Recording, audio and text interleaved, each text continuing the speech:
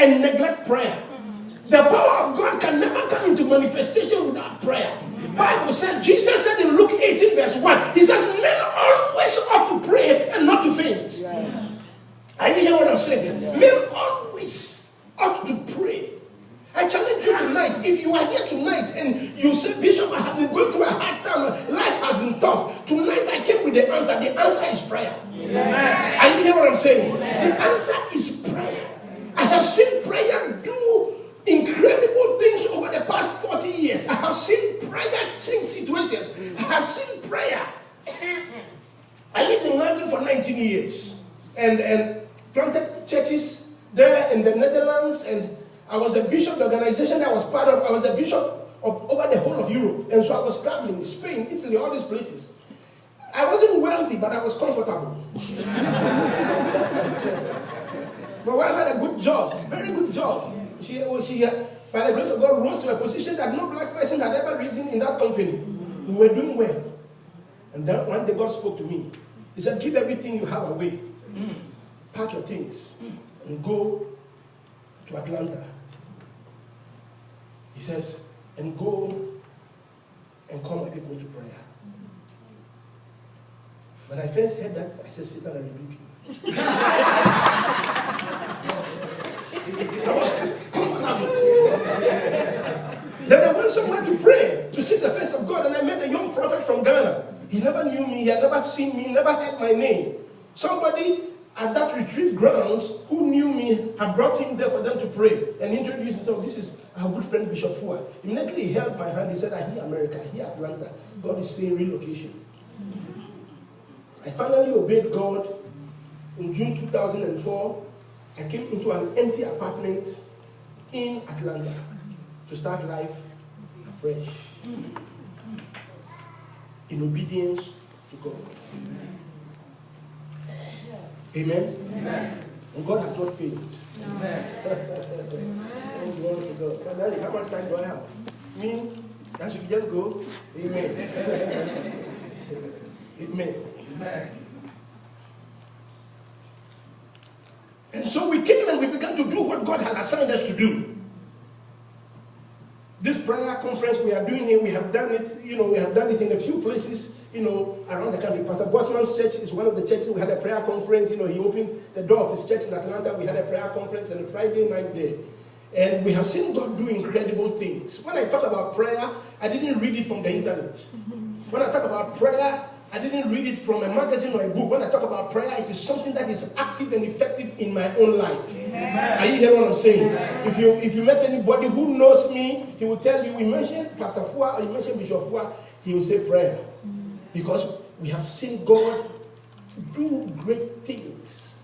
Men, Jesus said, men always ought to pray and not to faint. Men always. It didn't say men sometimes. Men always ought to pray. In Jeremiah 33 verse 3, he says, call unto me, I will answer thee. I will show thee great and mighty things that thou knowest not. Amen. Call unto me, it's a command. Then I will answer thee, it's a promise. And then I will show thee great and mighty things that you do not know. Which means there are things that you need to know that you don't know. That you will never find out except you go into the presence of God. A praying man is a dangerous man. Oh yeah. A praying man is a dangerous man. If I tell you the things, the battles we have fought, the things we have gone through, that we are still alive with a sound mind, in a sound body, you will say, is that true? A prayer. Amen? Amen. Prayer. Prayer. Today, when you call a prayer meeting, a few people show up. When you call a barbecue, the church is full. I don't know about New York. But there is something wrong about that picture. Are you hearing what I'm saying? There is something wrong about that picture. Listen to me carefully tonight. At the age of 16 in secondary school in Accra Academy in Ghana, I gave my life to Jesus Christ. In a school church service, I was so bad. I was so bad that when the man made the altar call, salvation, when I got up, my friends thought I was going to beat the preacher. Oh yeah. Listen to me, I was chasing women my mother's age. This is how bad I was. That's how the devil had anointed me. Oh yeah. Listen to me carefully tonight. My father thought I was in school in Accra. I was working in Cape Coast. I was working in different places, following women, following stupid stuff. Until that fateful day, 23rd of February 1976. When I was convicted by the Holy Spirit, gave my life to the Lord. A year after that, one day my father called me. He said, Samuel. I said, Sir. He said, come. He said, pack your stuff and leave this house. So at the age of 17, I left home. But I had found God. I had an old Bible somebody gave me. And I had been baptized with the Holy Spirit. Amen. Amen. Amen. The Bible says, and ye, when the Holy Spirit is come, you will receive power. I didn't come to work on your emotions tonight. I came to impart something to you. Amen. That you will be able to use for the rest of your life. Amen. Because emotionalism is not Christianity. No. Are you hearing what I'm saying? Christianity is knowledge. God said when people are destroyed because they lack knowledge. What you don't know, you can use. And what you don't know will be of no benefit to you. And so I left home and I was a homeless boy. I used to, those of you from Africa, you know what a kiosk is? I used to live in somebody's kiosk. A young lady called Joyce. He said, you can sleep here, but you come at 11 at night and leave by 5 a.m. Have one pound, 2 shirts. A slippers, a sandal, what we call Charlie, what you back home. I had no identity. People used to laugh at me. But I found God. Amen. Amen.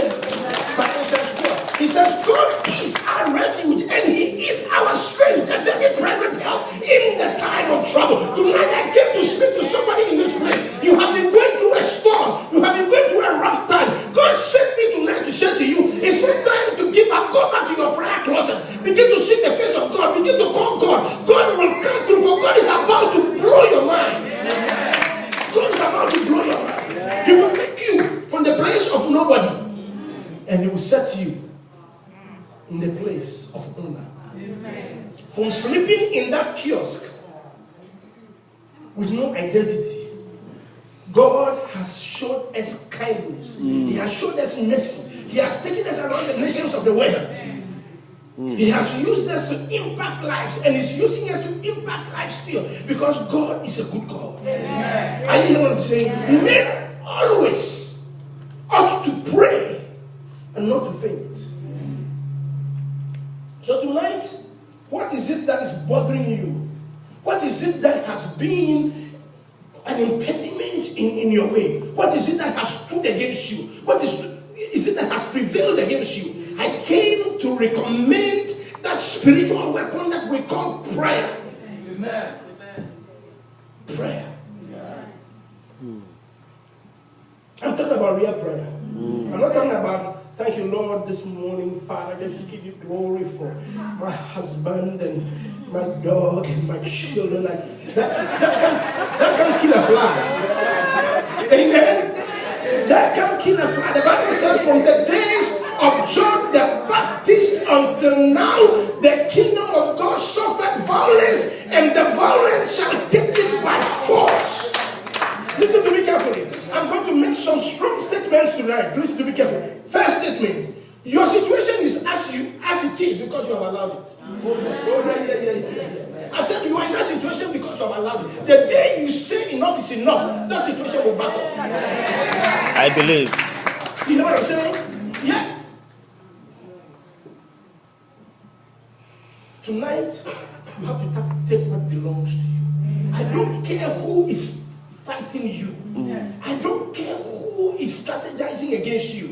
When we are finished tonight, every plan of evil will fall to the ground. Are you hearing me? Because God is a God that answers prayer.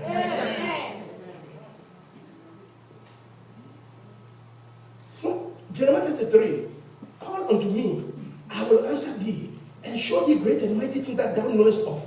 You know, if you read read from verse 1, you realize where Jeremiah was in prison.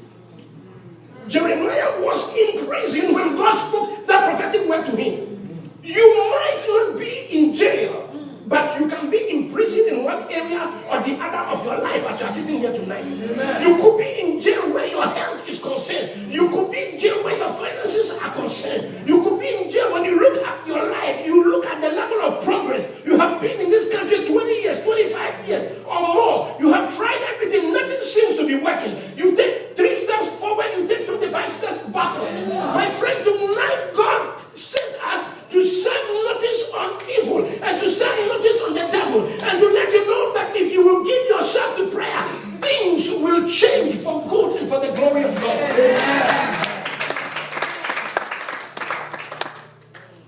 Men always ought to pray, not to faint. I got a call. I was preaching the Redeemed Christian Church of God in Columbia, Maryland. After we preached there, in their conference, I got a call from one of the leaders of the church. He said, my pastor has given me permission to call you and to come to see you. I said, come. He came. His son was in college in Michigan, got into bad company, started using drugs. The boy had lost his mind. The father was crying like a baby. I said, go and bring your son. He said, Bishop, do you think there's anything that can be done? I said, I know a God. He answers prayer. Listen to me carefully. It's one thing to know about God. It's another thing to know God. Some people know about God, but they don't know God. I'm not talking about knowing about God. I'm talking about knowing Him. The Bible says in Daniel 11:32, it said, those that know their God will be strong and they will do exploits. The test of a true Christian is when challenges come. When the storms of life rise against you, what do? Do you cower and back off, or do you stand as a disciple of Jesus Christ and face the enemy eyeball to eyeball and say, in the name of the Lord of hosts, I overcome this situation? Amen. The brother gentleman, we began to pray. Every week he would bring him to my house. We would lay hands, we would anoint him with oil, we would pray for him. Today that boy is totally free. Totally delivered. Listen to me carefully. By the power of prayer. By the power of prayer.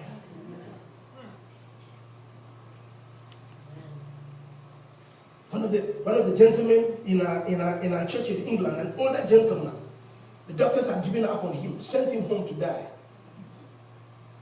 And they called me and they shared that testimony, that situation with me. And I went before the Lord. The Lord said to me, He said, call your intercessors and associate pastors. After Sunday service, He says, and drive to the house, and I will heal him. When we got there, the ladies that were part of the intercessory team and part of our leadership, when they saw the man, how he had lost weight, and how he looked, they all started crying. We called upon God. We anointed him with oil. God lifted him and delivered him. Amen. Power through prayer. Amen. Amen. Amen. You must come to a place to understand that. Understand first of all who you are. Who are you? Who are you? You are a child of God. So God is your Father. As many as received Him, to them He gave power to become the sons of God. And so when you accepted Jesus Christ as Lord and Savior, legitimately you became a child of God. Now prayer, simply defined, is talking to God, communicating with God. I teach what I call spiritual DIY. You know, any pastor that makes you dependent on him is wicked.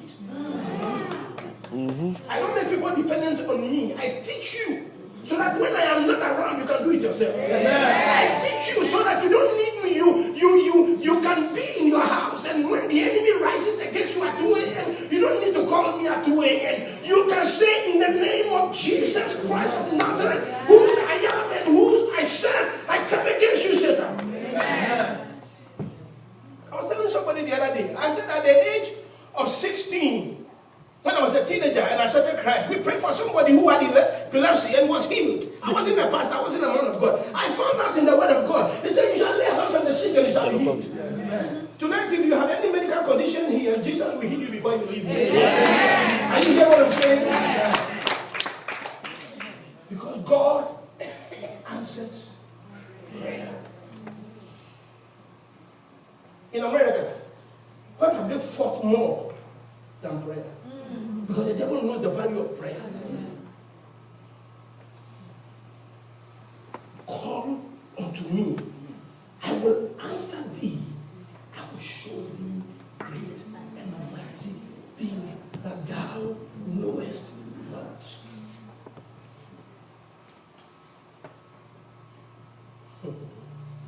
Amen.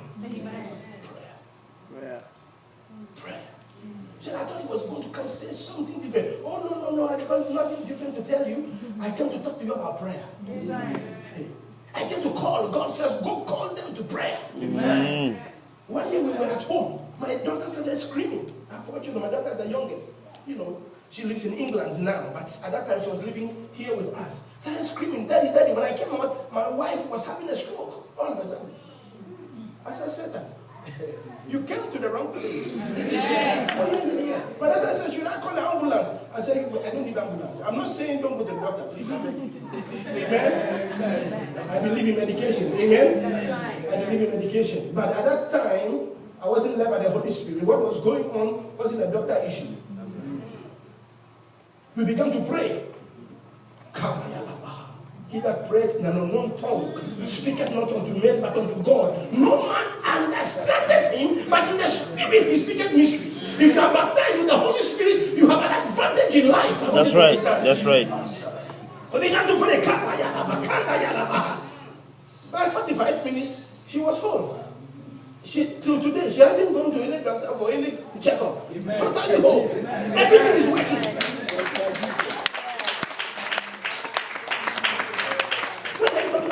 Prayer.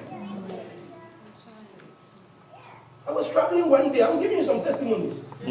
Share a few things. We're going to go into prayer. I came here to pray. I didn't come here to preach. Next time, I told Papa, next time I'll come one day and then we'll get into Bible. Today is warfare time. I'm just starting a few, so we'll begin to pray. Dangerous prayers here tonight. I was traveling. I got to one country in Europe. The immigration officer got my passport, everything. Then he said, he gave me a paper. I said, go and sit down. So I went to sit down. Then a few minutes later, there were about 5 other young men. So I asked one of them, I said, what the meaning of this? He said, oh, they give you this. It means that they're not going to allow you into the country. I said, they can't have you to do. He said, who do you think you are? I said, wait and see.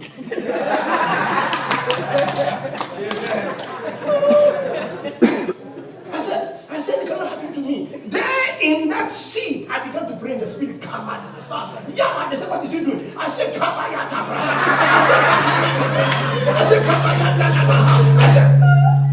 my friend, if an unbeliever can use curse words and swear, I can pray in tongues freely anywhere.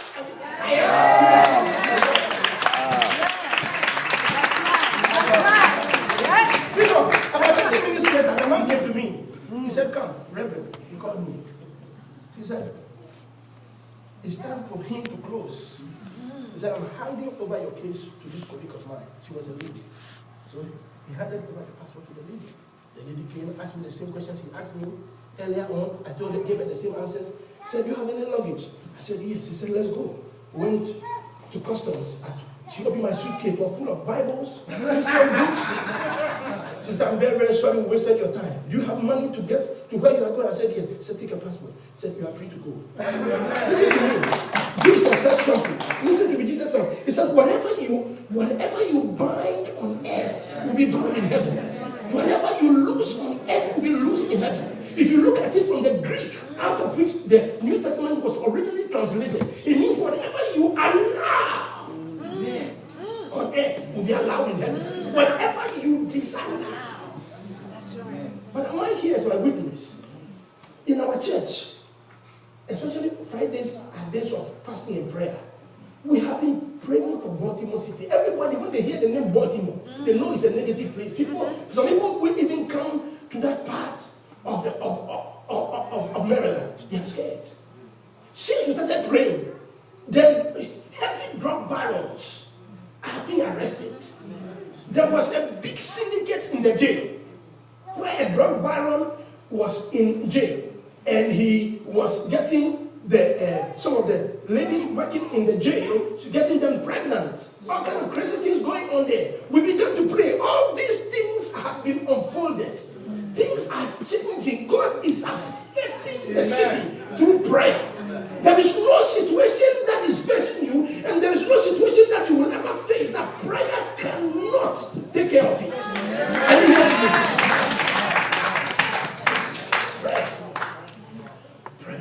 Prayer. And then when I talk about prayer, I'm talking about consistency. I'm not talking about you pray today and the next time you pray is when trouble is coming. No, prayer must be your lifestyle, part of you. Prayer can never be effective if there is no purity, if there is no holiness. So you can't be living just anyhow and expect God to bless you. Amen? You can't be living with a man that you're not married to. And you are living together. And it's a big thing here in America. Amen? The man said he loves you. He's been with you 5 years. I went to South Carolina to preach. We heard of a story. Some people have been dating for 23 years. The man is with you 23 years. He hasn't married you. You don't need the Holy Spirit to tell you to leave. It's just common sense.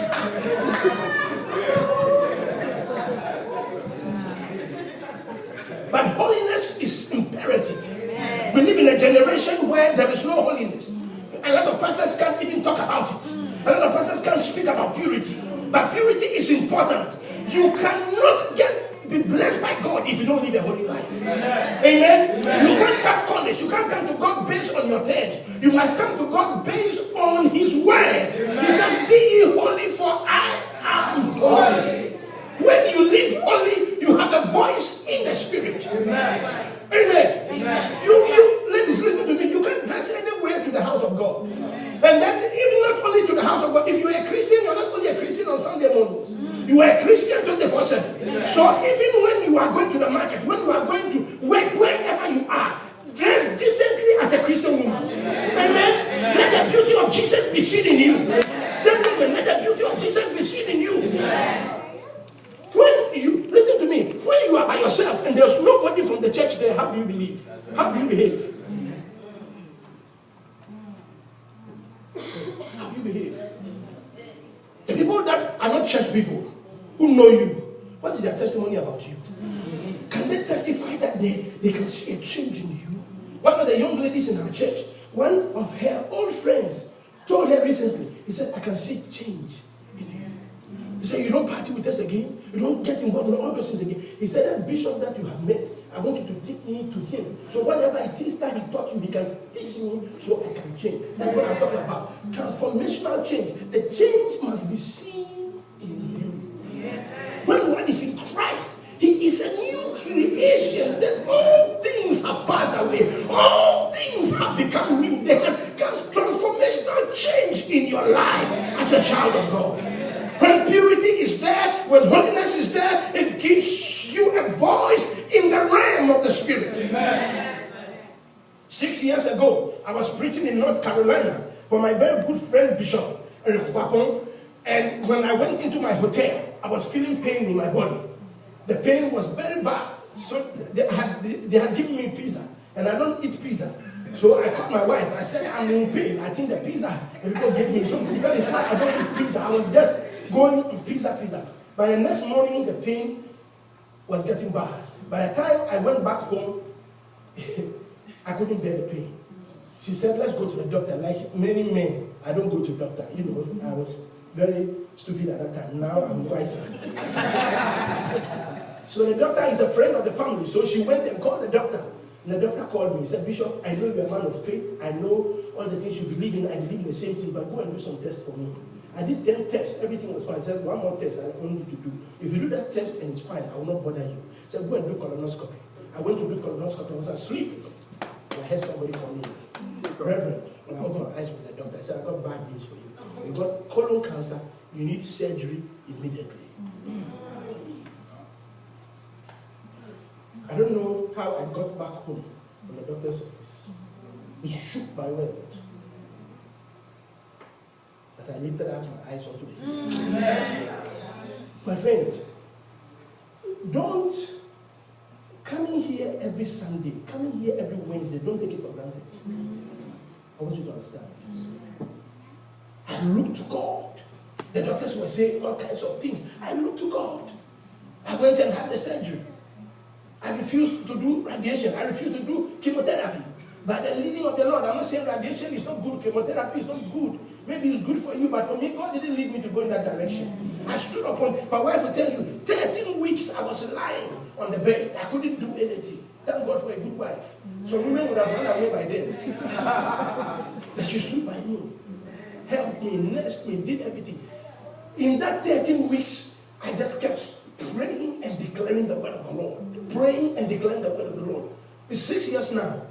I'm totally healed. Amen. I never meditation. This same principle I'm teaching you, prayer, worked. It worked for me. It will work for you. Amen. Amen. Amen. That is the starting point. Prayer. Giving yourself to prayer. And knowing that through prayer, you will make a difference. Amen. Through prayer, every limitation on your life will be lifted. I want everybody here that can stand to please stand on your feet.